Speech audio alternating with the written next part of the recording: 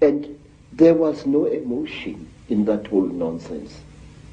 There was no, I just... And then the creatures took me out of that room after the metal creature and this pink creature had gone. This creature took me out of that room, assisted by another one, and they pushed me along a corridor which curved slowly in that direction, towards my right. And there I was shown many things which even today I don't understand. I was shown little versions of this creature swimming in huge cylinders made out of what looked like glass, in a pinkish liquid, like ugly little frogs inside the liquid. They looked like aborted human fetuses. They were very, very terrible and disgusting. And then we came to another room, and there I saw a number of people undergoing the same torture that I had undergone. One particular person whom I passed very close to was a white man, definitely a European, with a yellowish beard and moustache and long, straggly blood-crusted hair. This man looked into my eyes and I looked into his eyes, and we were so close we were as I went past him. Then, to cut a long story short, I found myself in the bush again. But I was wearing only my shirt. My boots were gone, and so was my trousers. So I took off my shirt and wore it around my waist as a loincloth. And I started traveling, not knowing really in which direction I was going. Then I came to a track, and I walked along that, and some time later I saw people coming towards me. It was a group of young men and young women, Mashona people, and they were going to a trading store, I later learned. I asked them where Elizabeth Moyo's homestead was, and they directed me to it, but they kept a safe distance away from me. And later I learned why. I was carrying a horrible non-human smell upon me. When at long last I came to Mrs. Moyo's village, all the dogs in that place went hysterical. They came at me in a pack, wanting to tear me to pieces, and only the villagers managed to save my life there. Mrs. Moyo asked me where I had been, and I said I did not know. And then she said, I know you had been taken by the little ones.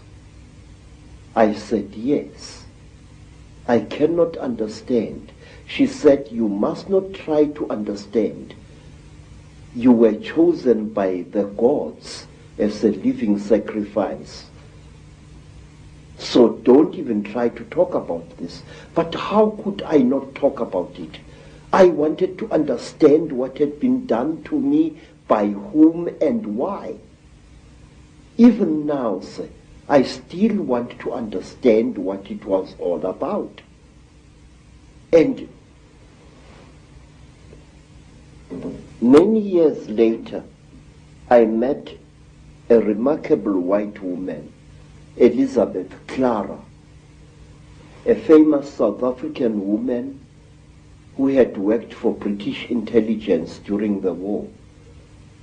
and who we are told had been impregnated by a being from the stars, Icke. I asked Elizabeth what was the meaning of the strange thing which was done to me, because since that time I had come across many black people, well over 200, who had been through the same torture as I. I had come across many black as well as Cape-colored women who had been mysteriously impregnated by the same creatures that I had gone through the hands of. And let me tell you one other interesting thing before I forget. About a year after I had underwent this terrible experience, I was walking along Jeppe Street in Johannesburg delivering parcels when a white man shouted at me to stop. I stopped. I thought he was a policeman wanting to arrest me for some reason. And when I tried to produce my identity document, the white man said, "Listen, I don't want your nasty word, passbook kefa." I said, "Then sir, what do you want, Bas?" He said, "Listen, where did I see you? Where did I see you?" I said, "I don't know, Bas." But he looked very familiar to me. And then he said, "Listen, don't bullshit me, man. Where did I see you? Where did you and I meet?" Then I said to him, "I saw you in Rhodesia, in a certain place. You were lying on a table. If I had hit that white man with a fist, he would not have reacted the way he did. He went pale, almost dirty gray in appearance, and he turned away with a terrible, dirty word, and he walked away. His eyes were filled not with anger, sir, but with pure, naked terror." Astonishing story. Yes, sir. But there is more, sir. There is more, because I still want to know what was done to me. Sir, one day you and I must talk more, in greater depth than now. I would like to tell you that since that time, I have found that I know things that a man of my standard of education shouldn't know. These hands, and those who know me can confirm this, these hands not only have made these sculptures using ancient African metal casting secrets. These hands, believe it or not, can make guns and working jet engines. And one day I wish you to come back to South Africa and I will show you one of these things.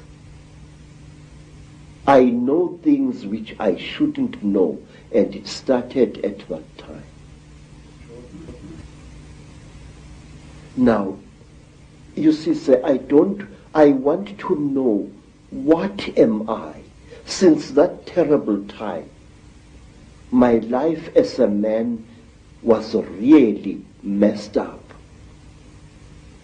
And one day let me tell you, sir, since that time, I have become a very confused creature.